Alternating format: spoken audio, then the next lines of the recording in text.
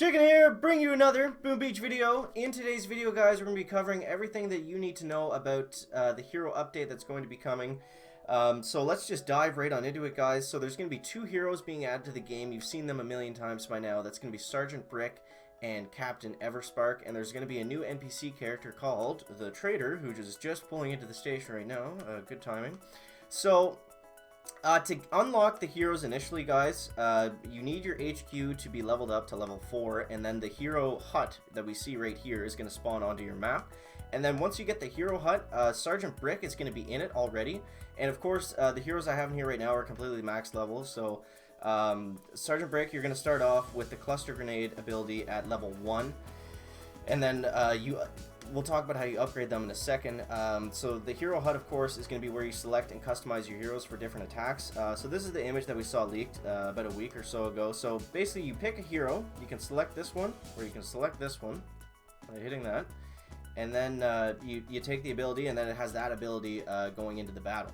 So to unlock Captain Everspark, there's actually some sort of boss event that I am unable to show you, but I mean, it's going to be similar to like a Hammerman style event where you just have to take down the base and then you unlock Captain Everspark from there.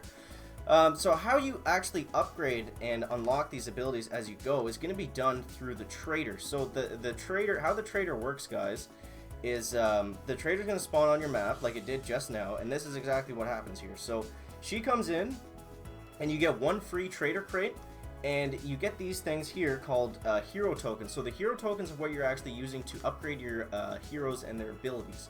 So I'm unsure on how many tokens you need exactly to go from 1, 2, 3, 4, 5, but you can see right here you can buy them with diamonds, you can buy them with resources, and you can even buy power stones, guys. This is huge. This got me super excited when I first saw this. You can trade in crappy green crystals for useful dark crystals.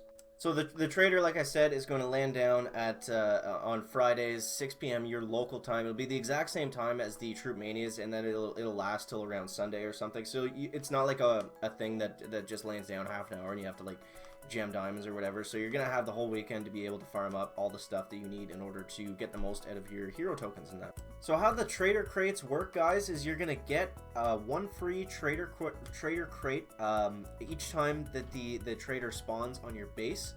And I'll go ahead and open one here. The way these work, they scale with your HQ level, so you're gonna get more resources depending on your HQ level, and more tokens and stuff like that.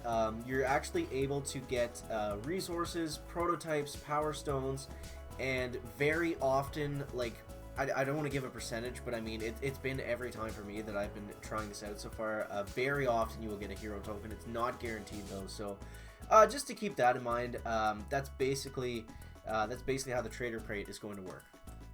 Okay, so next up, let's go over each single ability and just do a quick run through of how it goes. Alright, so Sergeant Brick, the first one is the Cluster Grenade, guys.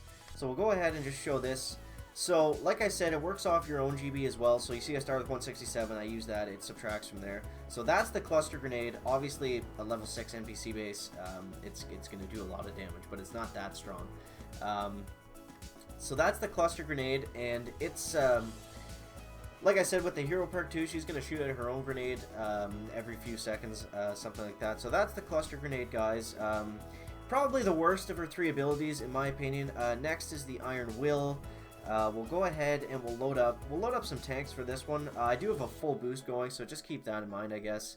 We'll go ahead, we'll load up the T-Meds, and we'll go in on Commander, and we'll give you a quick look at how exactly the Iron Will is going to work. So the Iron Will is just like, it's just a big massive defensive radius right here, and then you'll see I'll go ahead and use it there, and it's pretty huge. I think this one's actually bigger than the battle orders, if I'm not mistaken. So we'll go ahead and shock that stuff so we can actually get moving up there a little bit.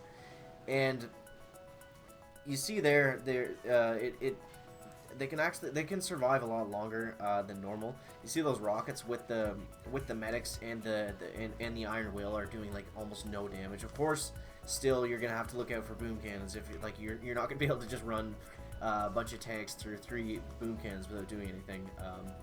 So yeah, the Iron Will seems really useful if you're gonna run Scorcher tank, some sort of like T-Med tank variation. This is gonna make armored units very, very strong.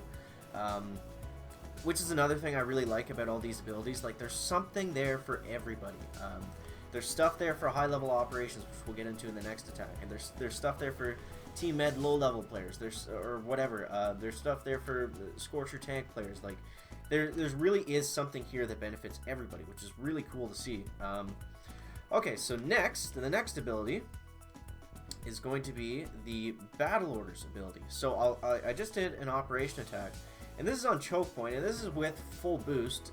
Keep in mind, I had 10 offensive statues, and I boost them all up, similar to what I normally run. So you'll see right here, Tarsier with a ton of rocket launchers, and this was basically the landing strategy I used. It's kind of like it's similar to a heavy Nzuka, to a smoky hookah hit. Where you flare the Zookas up, you get them all bunched up, and then you throw the hero down and you let them walk out. And so you see here, it is more difficult for sure to smoke the hero with the units, but as far as Sergeant Brick goes, her movement speed is medium and the Zookas is slow, so it's difficult, but it still does kind of work. You can get her in the same area. It's not like smoking one boat of warriors with Zookas or something crazy.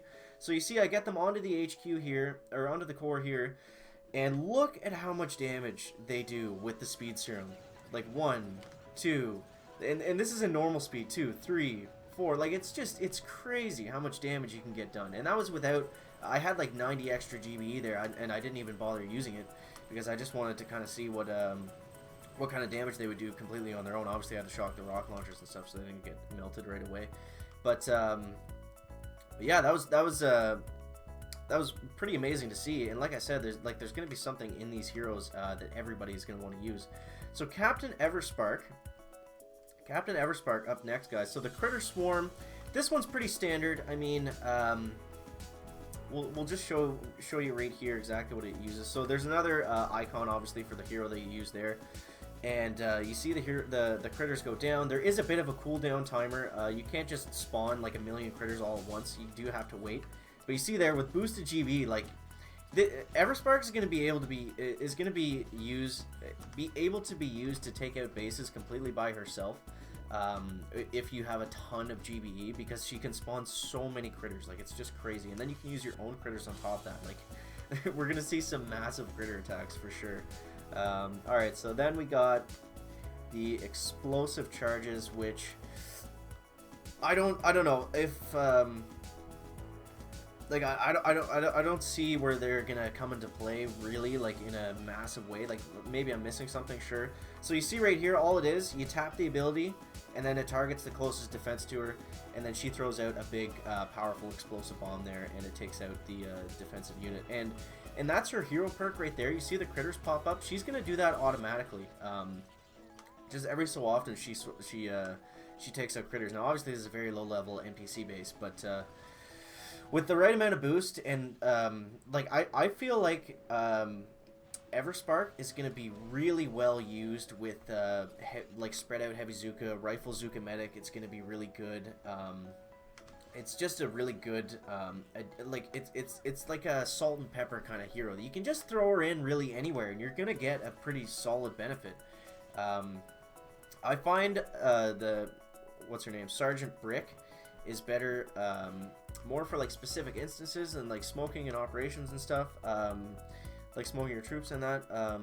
I find her better for specific instances doing that, and Everspark's kind of like just works with a lot of different stuff. So this one is super interesting.